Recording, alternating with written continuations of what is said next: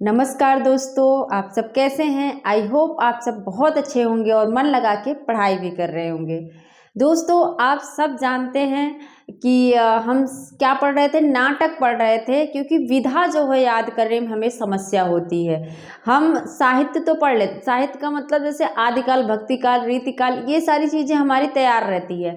लेकिन जैसे नाटक हो गए, उपन्यास हो गए, कहानी हो गई, ये बहुत समस्या क्रिएट करती है। तो हम वही पढ़ रहे हैं, नाटक पढ़ रहे हैं, और भारतेंदु हरिश्चंद्र के नाटकों को हमने बहुत ही अच्छे तरीके से याद कर लिया है।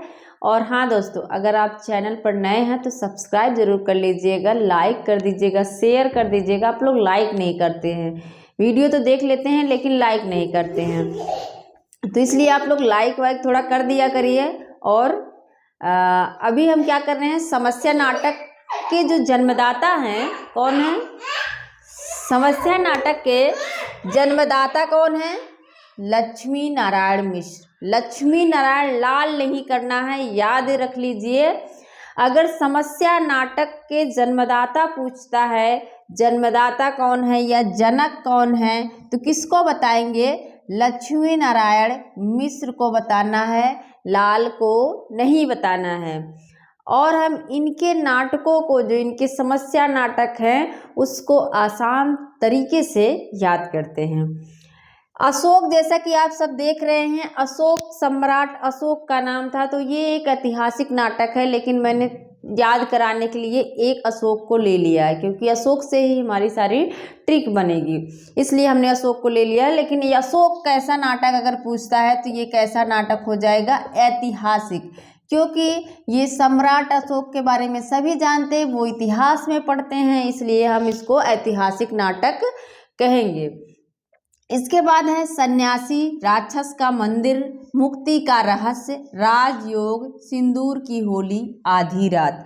अब पूछ लेगा कि निम्नलिखित में से लक्ष्मी नारायण मिश्र की कौन सा समस्या नाटक नहीं है, या पूछ लेगा कौन सा इनकी कौन सी रचना नहीं है, कौन सा नाटक नहीं है। तो इस तरह से आप याद कर लीजिए। अशोक समस्या नाटक, अशोक है, अशोक नाम का एक व्यक्ति है जो जाता है सन्यासी के पास। कहाँ जाता है, सन्यासी के पास जाता है, राक्षस के मंदिर में। सन्यासी कहाँ मिलेंगे, मंदिर में ही मिलेंगे, राक्षस के मंदिर में।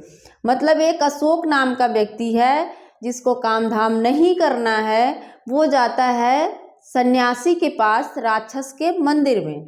और फिर वो जो राक्षस का मंदिर है, जो सन्यासी है, वो उसको मुक्ति का रहस्य बताता है, उसको बताता है कि तुम्हें मुक्ति कैसे मिलेगी, उसका रहस्य बताता है। कहता है कि तुम राजयोग, तुम योग करो, क्या करो, तुम योग करो, इसी से तुम्हें मुक्ति मिलेगी। और योग में तुम्हें क्या करना है, सिंदूर से होली खेलना है। योग में क्या करना है, सिंदूर से तुम्हें होली खेलना है। और वो होली जो है तुम्हें ना तो दिन में करना, ना शाम में, बल्कि आधी रात में करना है। बहुत सारे लोग टोटका बताते हैं ना, आधी रात को ये चीज़ कर लेना सही हो जाएगा, तो वहीं से वैसे ही हमारी ट्रिक है। सिंदूर की होली कब खेलना है आपको, आधी रात में। हमने इसका समय भी लिख दिया है। समय याद करने में समस्या होती है, लेकिन आप अगर इस तरह से याद कर लेते हैं तो इनकी सारी रचनाएं याद हो जाएंगी। फिर से एक बार सरसरी निगाह में देखो, अशोक हैं, अशोक को कुछ काम नहीं करना है, इनको कुछ अलग ही ट्रिक चाहिए। कह रहे अशोक हैं, जाते हैं सन्यासी के पास, और सन्यासी कहाँ है, मंदिर में, राक्षस के मंदिर में। एक सन्यासी राक्षस के मंदिर में है, वहीं जाते हैं और मुक्ति का रहस्य पूछते हैं।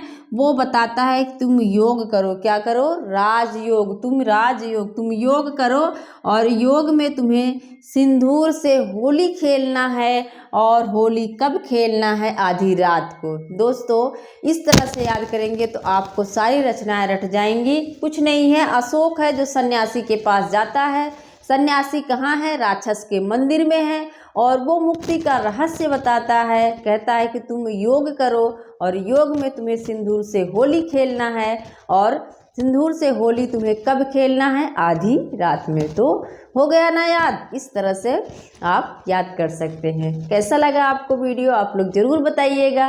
और ऐसे ही ट्रिक से हम आप लोगों को रचनाओं को याद कराते रहेंगे। सब्सक्राइब कर लीजिएगा ताकि इस तरह से आप पढ़ें मज़ेदार तरीके से, एकदम अच्छे से। तो मिलते हैं अगले वीडियो में। धन्यवाद।